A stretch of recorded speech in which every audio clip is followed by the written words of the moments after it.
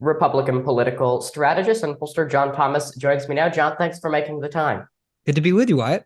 So let's just start out with Senator Tim Scott. He has announced today that he is going to run for president. He's joining, a relatively small field thus far, considering when you look at the 2020 Democratic field as an example. Just in the first debate that was held, there was about 20 candidates, so many candidates that they had to separate the debate into two evenings with 10 candidates in one evening, 10 candidates in the other. So I guess when you compare it to an event like that and to a primary of that sorts, this seems relatively small. But Senator Tim Scott is joining a field of relatively well-known people within the GOP, of course, former President Trump, but also Florida Governor Ron DeSantis, who we are expecting to jump into the field this week as well. There's also, of course, Vivek Ramaswamy and Asa Hutchinson as well. But one of the interesting things is that President Donald Trump, the 45th president, came out and posted on his social media network, Truth Social, wishing Tim Scott good luck. That's obviously in stark contrast to examples of the relationship between Donald Trump and Ron DeSantis. For an example, the two of them have, it seems, been going back and forth over the past little while. So I guess, what do you make of Tim Scott's announcement and how the former president, really within just a couple of hours of that announcement, is already expressing good luck to Tim Scott? Well, Wyatt, first of all, I think primaries are healthy. As a Republican, we are free market people and capitalists. We like competition. That's a good thing. We look at our primaries as the same way. Let the best candidate survive. And will this primary be absolutely brutal? Yes, but that's what primaries are for. So first of all, I'm thrilled to see it. I'm thrilled to see Tim Scott jump in the ring. There are so many other candidates and many more to come, Wyatt. In fact, I think they're all going to start to roll out of the clown car in the next couple days. So it's not surprising to see Donald Trump praise Tim Scott for a couple reasons. First, they had an excellent working relationship when Donald Trump was president and Tim was in the Senate. And secondly, it really comes down to Donald Trump is not worried about Tim Scott overtaking Donald Trump for the Republican nomination. Donald Trump is not worried about Vivek Ramaswamy or Nikki Haley or any of these candidates. The only one at this point that he actually is concerned about is Ron DeSantis. I always like to say, Wyatt, you can judge a campaign of what they really think. Forget all the posturing and free media and whatnot. It's where they place their dollars. And Donald Trump consistently, week after week, has been spending several million a week in attack ads against one potential candidate, and that is Ron DeSantis. And I mean, I guess you bring up an interesting point. I mean, Tim Scott and Donald Trump worked well together. Many people, though, and perhaps this just kind of proves your point further. I mean, a lot of people would argue that Ron DeSantis and Donald Trump worked extremely well together as well during the Trump administration.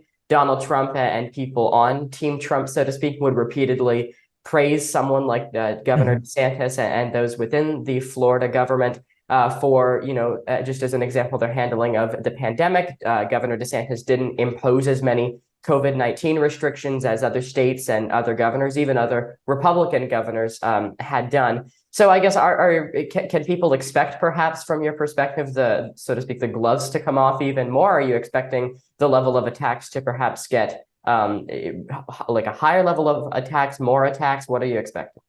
Well, I think it really depends on how Governor DeSantis does in the polls. Right now, these hypothetical matchups in the polls between DeSantis and Trump, and quite frankly, the whole field in the Republican primary, is hypothetical because Governor DeSantis isn't an official candidate. When he announces this week, I think we will start to see a shift in polling because Governor DeSantis is going to actually be asking for the order. He's going to be asking for Americans, and particularly Republicans, for their vote. If polling trends in Ron DeSantis' direction and Donald Trump loses ground, I think this will be one of the nastiest primary contests we've ever seen. If, on the other hand, Governor DeSantis doesn't budge much in the polls and Donald Trump continues to have a nearly insurmountable lead, then I think Donald Trump kind of lays off Governor DeSantis and doesn't take him that seriously.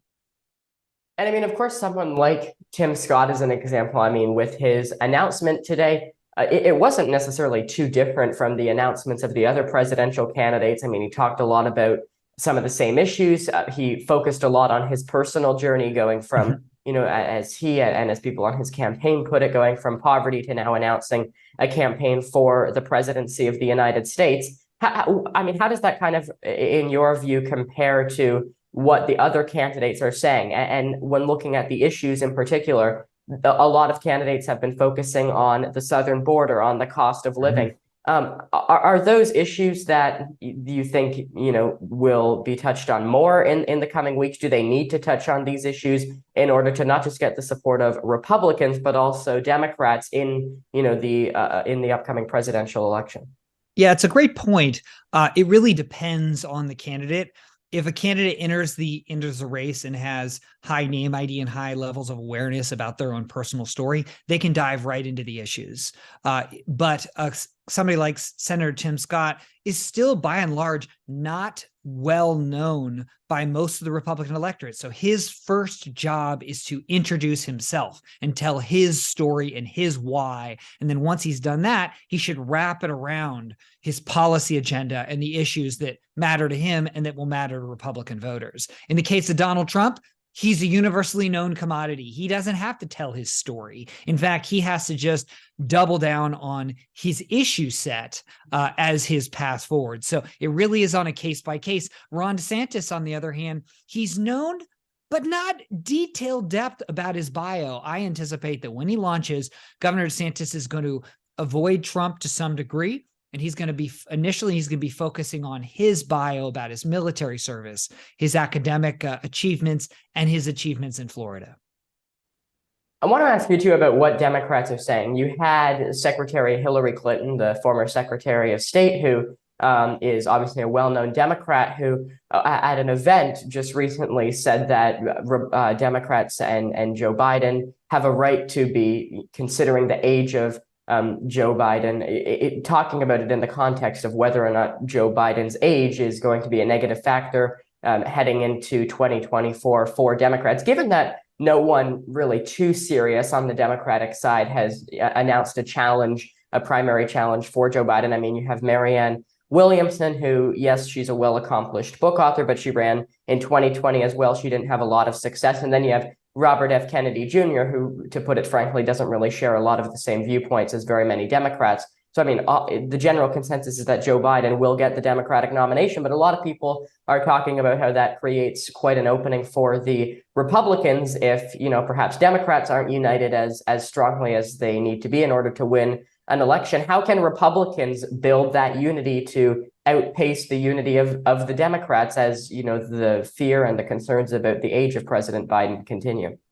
Yeah, I mean, it's a great question, and it really depends on who the Republicans nominate. I don't think you're going to see a lot of unity in our primary, but I think you will see a lot of galvanization and unity post-primary for several reasons. But principally among them is that Republicans want to recapture power. Republicans don't like Joe Biden. I mean, you see it in polling. There's, Joe Biden's approval rating is one of the worst in modern history for any president.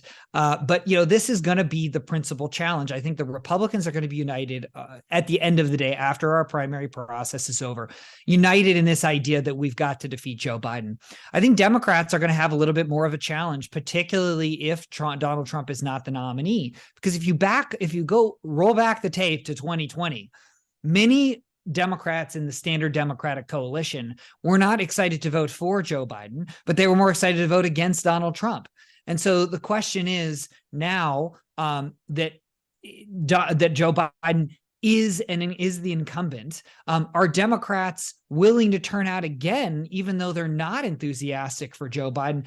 And the big question is why, Joe Biden's competency, his potential health concerns, that may be front and center and the top of voters' mind, in which, by and large, most Americans do not believe that the country is on the right track. So this election may be what we call a fix-it or repair election, and then it may come down to a question of competency, and I'm not sure voters are going to be confident to pull the lever again for Joe Biden, if that's the question.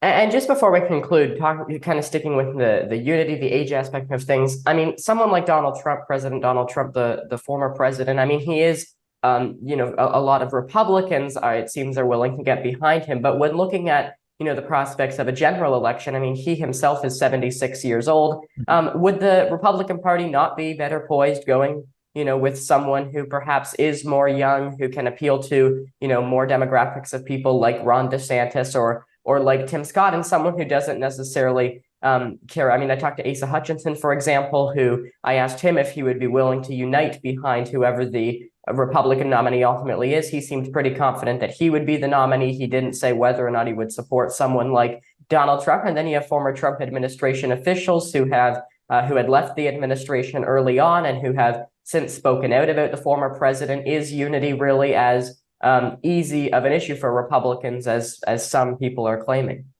I think you have to segment the difference between the elected class and the rank and file Republican voters.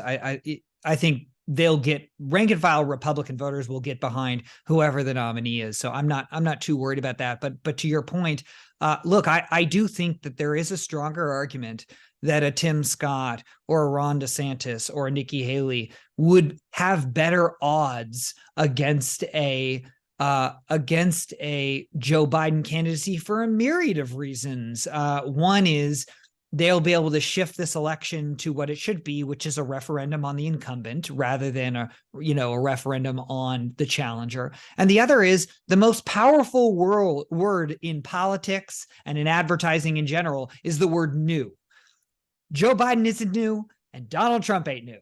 Ron DeSantis, Tim Scott, Chris, you pick of the litter. They're all new on the national stage, and that gives them more wiggle room and latitude to promise the American people that they'll fix things and turn this country back around. But look, it's too early to tell at this point about what the dominant issue is we're going to be talking about. But if Joe Biden and the Democrats think they have a cakewalk, even with Donald Trump as a potential nominee, they better be careful, because a lot of people said that about Hillary Clinton in 2016. All right, we'll leave it there. Republican strategist John Thomas, thanks so much as always. Great chat. Thanks, Wyatt. Appreciate it.